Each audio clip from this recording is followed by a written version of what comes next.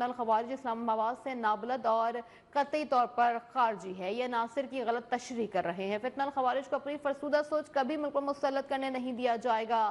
Army chief general Syed Asim Munir کا دو ٹوک اعلان، کہا ریاست کے سامنے سرنڈر کرنے والے رحم کی توقع کر سکتے ہیں۔ سپہ سالار کا طلبہ سے خصوصی گفتگو میں یہ بھی کہنا تھا کہ جب تک قوم خصوصاً نوجوان ساتھ کھڑے ہیں پاک فوج کبھی نہیں ہارے گی۔ فوج اور عوام میں خلیج ڈالنے کی کوشش آئندہ بھی ناکام ہوگی۔ مزید یہ بھی کہا کہ اسلام نے خواتین کو خصوصی حقوق دیے ہیں، خارجیوں کو یہ کس نے اختیار دیا کہ وہ خواتین سے ان کے حقوق چھین لیں؟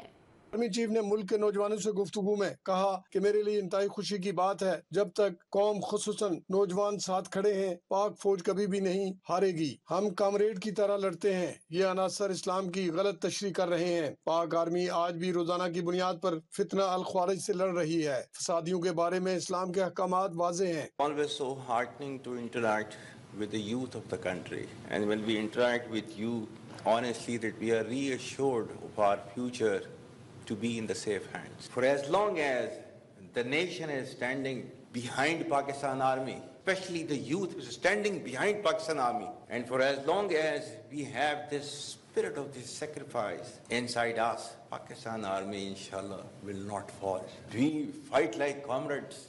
ہمیں فوج میں یہی تو مزہ ہے فوج کا کہ ہمیں بیٹھے لڑ رہے ہوتے ہیں، ہمیں کوئی پتہ نہیں ہوتا کون پختون، کون سندھی، کون بلوچی، کون پٹھان، ہم کامریڈز کی طرح لڑتے ہیں بس۔ Army chief general Syed Asim Munir نے کہا کہ جب تک قوم خصوصاً نوجوان ساتھ کھڑے ہیں پاک فوج کبھی نہیں ہارے گی اور ہمارے لیے پاکستانیت سب سے اہم ہے۔ ہمیں اپنے مذہب، تہذیب اور روایات پر فخر ہے۔ ہم کبھی بھی فتنہ الخوارج کو اپنی فرسودہ سوچ ملک پر مسلط نہیں کرنے دیں گے۔ خیبر پختونخوا اور بلوچستان کے غیور عوام دہشت گردوں کے خلاف آہنی دیوار کی طرح کھڑے ہیں۔ فوج اور عوام میں خلیج ڈالنے کی کوئی کوشش آئندہ بھی ناکام ہوگی۔ ریاست کے سامنے سرنڈر کرنے والے رحم کی توقع کر سکتے ہیں۔ ہمارے لیے جو ہے یہ جو پاکستانیت ہے نا وہ ہمارے لیے بس وہی ہے، we all are Pakistanis and we love that. ہم پاک فوج آج کل جو ہے وہ فسادیوں کے ساتھ جو ہے وہ لڑ رہے ہیں، فتنہ الخوارج ہم لڑ رہے ہیں۔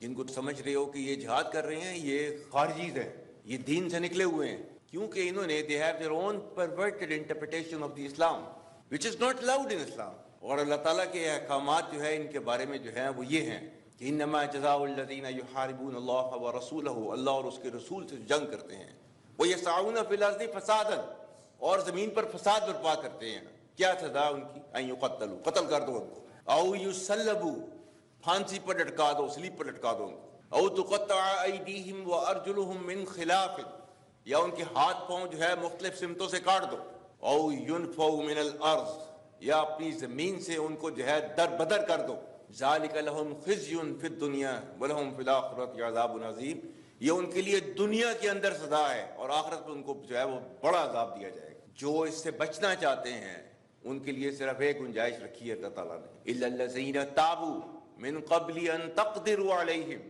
اس سے پہلے کہ تم ان کو پکڑ لو، اس سے پہلے کہ وہ تائب ہو جائیں، آپ کے سامنے تسلیم کر دیں اپنے سر کو، تب فَاعْلَمُوا أَنَّ اللَّهَ غَفُورٌ رَحِيمٌ، تو پھر جو ہے انہیں پتہ ہونا چاہیے کہ اللہ تعالیٰ بہت غفور الرحیم ہے۔ اسٹیٹ کے سامنے اپنے آپ کو سرنڈر کر دیں، then they can expect mercy from the state۔ سپہ سالار کا کہنا تھا کہ اسلام نے خواتین کو خصوصی حقوق دیے ہیں، اسلام نے ہر حیثیت میں عورت کو حقوق دیے ہیں، خارجیوں کو یہ کس نے اختیار دیا کہ وہ خواتین سے حقوق چھین لیں؟ اسلام کے دیے ہوئے حقوق کو کوئی نہیں چھین سکتا۔ یہ ہے وہ جس کے پیچھے جو ہے وہ آرمی آج بھی فتنہ الخوارج سے جو ہے وہ ڈیلی بیسس کے اوپر لڑ رہی ہے۔